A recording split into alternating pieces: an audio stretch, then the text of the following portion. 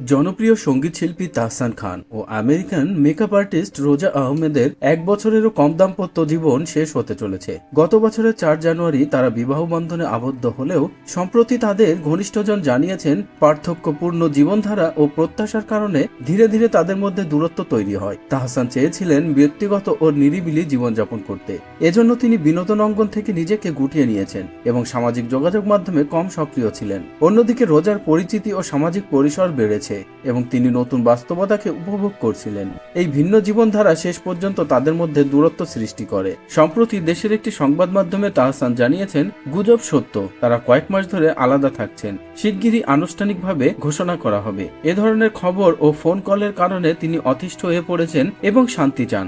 তিনি বলেন, অনেক সংবাদ হচ্ছে, অনেক ফোন আসছে, আমি একটু শান্তি চাই। তাহসান সঙ্গীতশিল্পী হলেও নাটক ও চলচ্চিত্রে অভিনয়েও জনপ্রিয়। কলকাতার অভিনেত্রী শ্রাবন্তীর সঙ্গে বড় পর্দায় জুটি হয়ে কাজ করেছেন। রোজা আহমেদ পেশাদার ব্রাইডাল মেকআপ আর্টিস্ট এবং নিউ ইয়র্কে তার একটি প্রতিষ্ঠান রয়েছে। এর আগে 2006 সালে তাহসানের সঙ্গে অভিনেত্রী মিথিলার বিয়ে হয়েছিল। তাদের একটি কন্যা সন্তান আছে, আয়রা তাহরিম খান। 2017 সালে তাদের মধ্যে বিবাহ বিচ্ছেদ হয়।